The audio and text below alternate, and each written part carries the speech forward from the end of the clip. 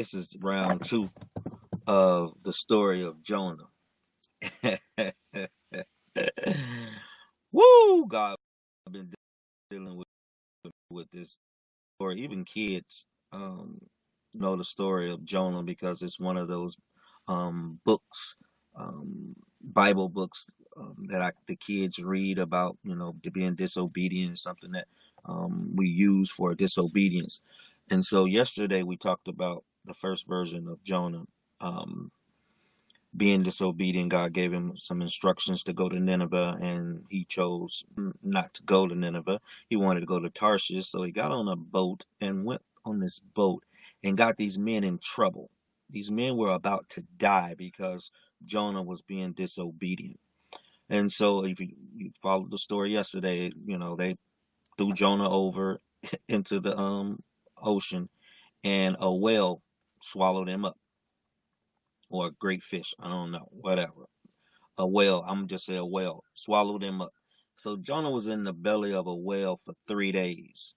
And in these 3 days, Jonah really realized what he did and what was happening. And so he was relating it to hell. He was decreeing and declaring, and then he was talking about his salvation. He was talking about, he would do the right thing. He was basically pleading to God. He was giving God and trying to get back into the grace of God, and on him because of his prayers. And he had, in 3 days, he had the whale to vomit him up on dry land. Now, I don't know about you, but only God can do some stuff like that. Give you an opportunity to repent and come out of this place. I can attest to that because I remember feeling like I was walking in hell. I remember feeling like I was getting ready to drop in hell, and I mean, I had to come to a place where I had to start repenting. I had to start, pleading to God and asking God to forgive me and um help me to do the right thing. And he literally answered the prayers. I mean, I had to get to a place where it was absolutely nothing. Jonah was in this belly of this whale. He'd have been thrown into a sea, swallowed by a great fish. And where does that happen? That's only a miracle. That had to be God. And hold on, but not only him get swallowed up, but be living in the belly of a fish, of a great fish or a whale, whatever. Just the insides of a fish or something, the acids and all of that stuff should just tear your body up. But only God can preserve you. Only God, and God was preserving me in the all of my mess. He was saving me. He was protecting things for me. And then to a place where I was had to repent and come. I understand where Jonah was. I'm literally I'm relating to that story. I didn't relate to that story when I was a kid. I didn't relate to that story when I was growing up. I wasn't relating to that story, but that story became my life. That story became like part of who I am, and it did something to me. Excuse me. It did something to me. And so as I was sitting here, listening, and I was thinking about all of this stuff that Jonah was going through, and giving Jonah another opportunity to actually do it right. And so God literally, I think it's in chapter 2 or 3, that God gave him another opportunity. He says, okay, I need you to go to Nineveh after the whale vomited him up. Gerald, after I've turned you around, I'm gonna need you to walk back, but I'm gonna need you to follow my instructions. We still on instructions. We still on instructions. And so as you're following these instructions, please, please follow the instructions. And so I'm listening, reading this story, and I'm putting myself in my story, Jonah's place, when I was being rebellious or stubborn. you know Things were happening, and God was still preserving me. things were happening to other people because of me. And so being in this second place of Jonah was like my turnaround. Okay, God gave him an opportunity to turn around. God put me in this place to turn around. Okay, so I'm going back. And so Jonah had a 3 day walk. Once again, now these 3 days, Jonah was in the belly of the whale for 3 days. Jonah got a 3 day walk from that place that whale vomited him on dry land, and he had to walk to Nineveh.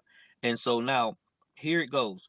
Now God done show some grace and some mercy on Jonah, and Jonah now is walking to Nineveh, and he gets to Nineveh, and he starts declaring what God because God said, I'm gonna give you what to say. And so he started declaring what he needed to say. And so when he started saying it, not only did the people receive it, but it was received from the head, from the king, all the way down to the least. And the king started he made a proclamation that they will go on a fast. They ain't gonna drink nothing, they ain't gonna eat nothing, no animal or no person, from the head from the highest to the least, aren't gonna do any of that. And so now here's the instructions.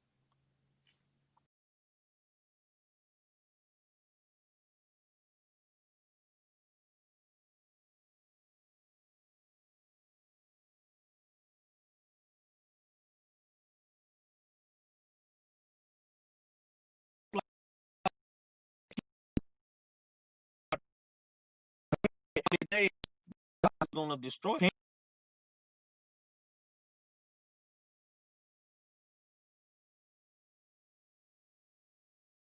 It was a great city, destroy it. But God wanted to give them an opportunity to and show them some passion and show them some grace.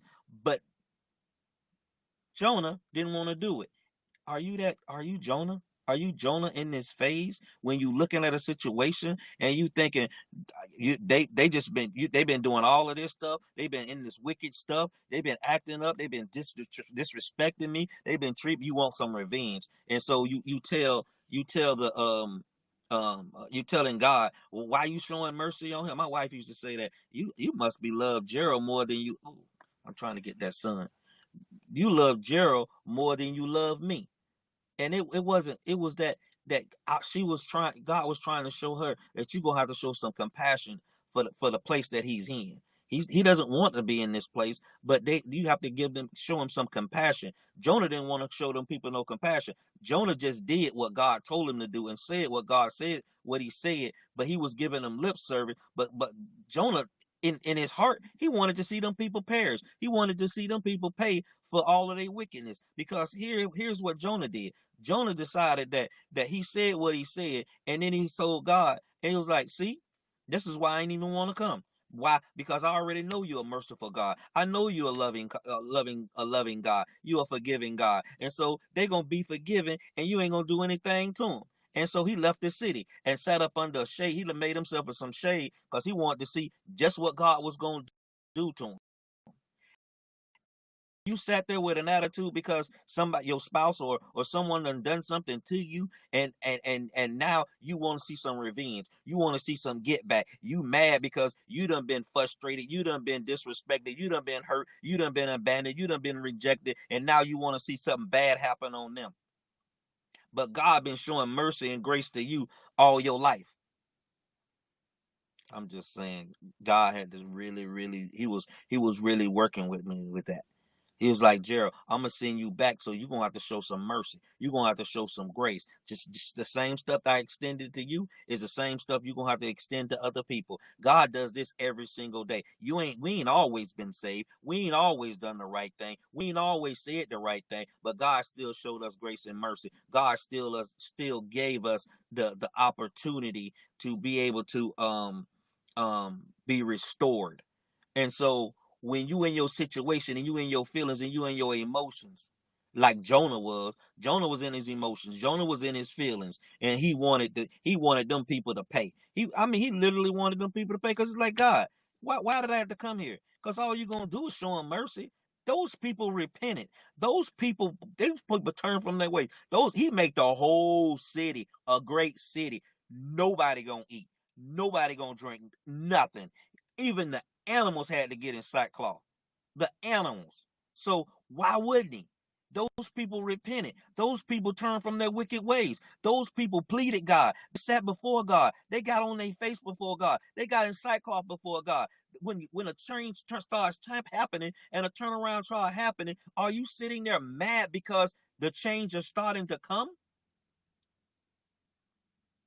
But you've been praying for that. You've been praying for a turnaround. You've been praying for someone to come back. You've been praying for your spouse. You've been praying for your children. You've been praying for all of that. And then all of a sudden, now God starts doing stuff. God starts moving. God starts showing something. And this is the place where you're supposed to get healed. Heal before you start seeing things. Because if you start seeing things, your flesh will say, well, dang. Why they get to go this way? Why they don't get nothing happen to them? Why they don't have to be punished? Why they don't have to do all of this? You start asking questions like you God that you want something to happen. Vengeance is not yours. It wasn't Jonah's. It wasn't Jonah's. And it's not yours. And so I'm saying this because I want you to know, because I'm telling you, when I was in this place, it was this thing was, this was a process for me, because being able to show grace and mercy, especially with you done came out and it's like, man, why you can't do it? Duh. If you was the big, if you could have done it earlier, then why you ain't do it 10 years ago? I'm gonna need you to show some grace and some mercy and some compassion to these other people. I'm gonna bring you some people and put some people in front of you that you're gonna have to show some grace and mercy. Now, when you in your feelings and you in your emotions, it seems like it's extremely hard to show somebody that hurt you, somebody that's been disappointing you, somebody that's mistreating you, some grace and mercy. But always go back to God. Showed me some grace and mercy every single day. He was showing me grace and mercy when I wasn't always saved, when I wasn't always doing the right thing, when I was a terrible person or whatever it was that you might have been. And if you even if you weren't, it's built. It's who God is. And if we say that we're in His image and likeness, then compassion and grace and mercy, He said, it follows you all the days of your life. Then that means you have to actually give it, not looking for revenge on someone that hurts you, your spouse. Because let me tell you something. It was God was trying to get Jonah to understand, if he would have went there the first time. We're talking about a great city was getting ready to perish, and God didn't want them to perish. So God was sending a word, a man with a word inside of him to go and save a whole city, a whole city, a whole city. Listen. The body of Christ, the body of Christ as a whole, is, if he says, pray for your city, pray for your country, pray for your land that it may be healed. You wonder why the land ain't being healed? You wonder why everything is being the way it is because God gave us some instructions to do something, but we're not praying about it. And if we are praying about it, what do our prayers sound like? Is our prayers anything dealing with restoration, restoring, healing, loving, kindness, grace, and mercy? Or is it deal with them, show them, bring them, heal, deliver them, get them out of this situation? Okay, what about delivering you? What about delivering you out of your hurt, delivering you out of your anger, your angriness, dealing with you out of your unforgiveness, dealing with you out of your bitterness, because being in a situation for so long, you can become bitter, you can become angry, you can become all of that. All of that, because why? You hadn't covered yourself. Why? You have God to protect you from it. Because let me tell you something. God will put a shelter over you to stop to stop all of that stuff. Listen, I was doing all of this stuff. I was in my hot mess, and my wife on her job, she was getting promotion after promotion after promotion, and I'm sitting here trying to destroy our finances, and she steady getting promotions, she steady growing, she steady moving. I'm talking about in all of this stuff, And here I am.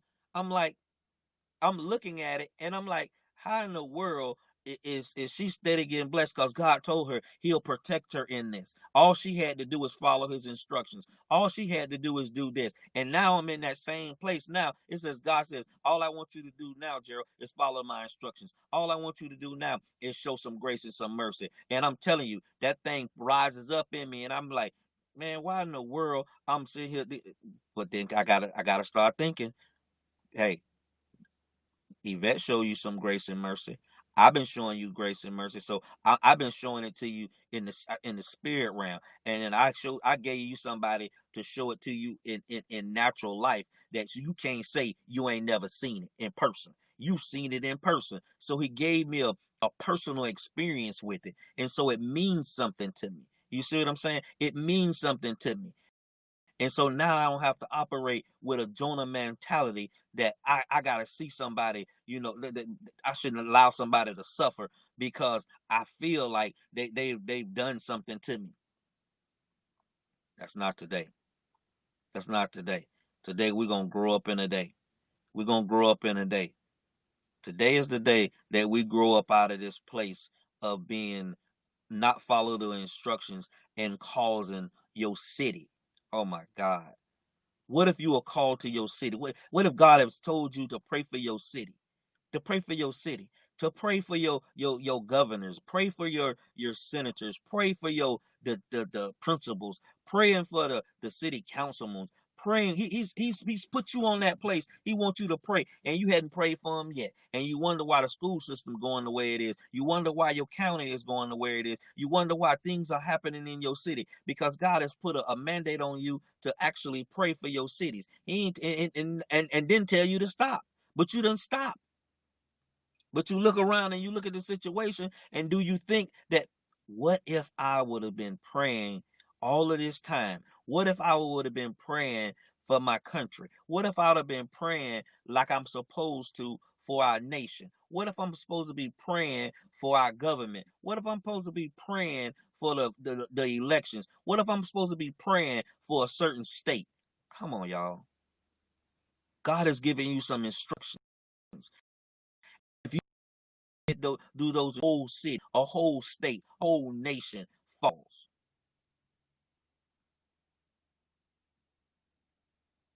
He said, pray for your spouse, and you ain't prayed for him because you in your feelings. And all of a sudden, you see all the trauma, all the stuff that's happening to them that they can't even come out of. Why? Because you were supposed to be praying for them, but you too hurt, too mad, too frustrated, and all you praying for, they need to hurry up and get deliverance. They need to hurry. They need to hurry up and hold on. But let me tell you something though. Here's the situation though. Here's the situation. You praying for that, you asking for that, you saying all of that, but then all of a sudden, okay, God says, I'm bringing them home. But remember, you still got all of this hurt, bitterness, anger, all of this stuff inside of you. And when they come home, then what? Then what? You sitting out there like Jonah waiting on something to happen. Waiting on Jonah, but you ain't ready to show no grace, no mercy, no compassion, no grace, because that wasn't the place that you was praying out of. That wasn't the place you was praying out of. That wasn't the position you was praying out of. Jonah wasn't speaking that out of grace, mercy, and compassion. He was just saying that because he probably really didn't want them to actually do it because he wanted to see what God was going to do. He had already made it up in his mind, man. God is already gonna forgive him. He said I was in my country state and I knew he was gonna do. That's why I didn't want to come. Why? Because he probably wanted to see these people's perish. Do you want to see your job perish? Do you want to see your spouse perish? Do you want to see these things happen? No, if I'm asking you, you probably gonna say no. Most people would say no. But do your prayers and your actions show it?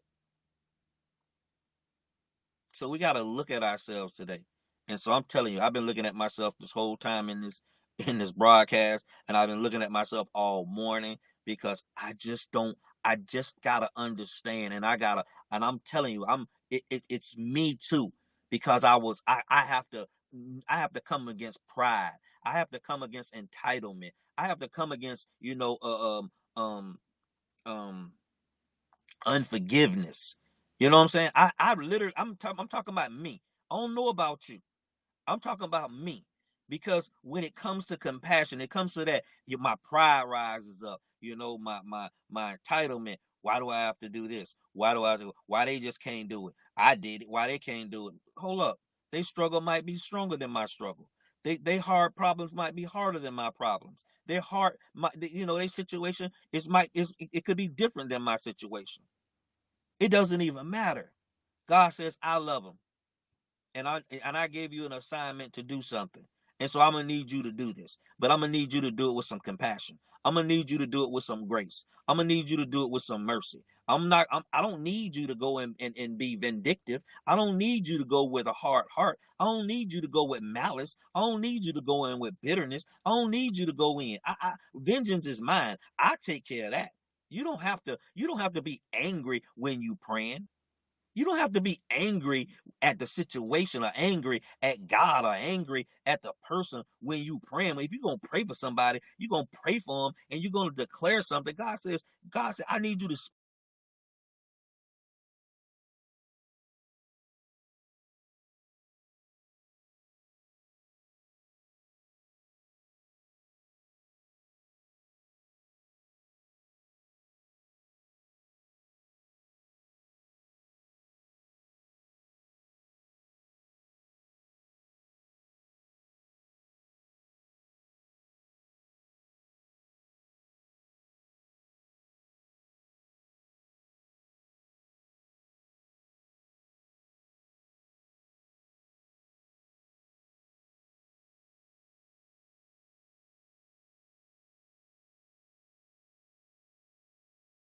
please. All I'm asking is for you to come back and get with God and apologize to God. Apologize to God. Ask for forgiveness for the way that you've been handling things, the way that you've been handling the instructions, the way.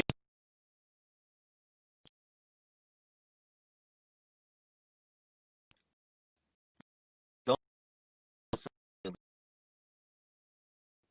I like I guys, and I listen. I pray that you read the story of Jonah and let God give you the revelation of it. What revelation He wants to give to you for this story. Because I really believe that if you really read the story and you start putting yourself in this situation, because you can find yourself in different every area or every chapter of what Jonah or who Jonah is and what Jonah did, you can find yourself in it. And when you find yourself in it, then you can see the path that God has really and truly chose for you and what He really wanted you to do and how you responded to it. So I'm Gerald, as you can see, Gerald Benton of Gym Ministries. This has been a driveway motivational nugget, and I pray that it stretched you, pulled you, all the above.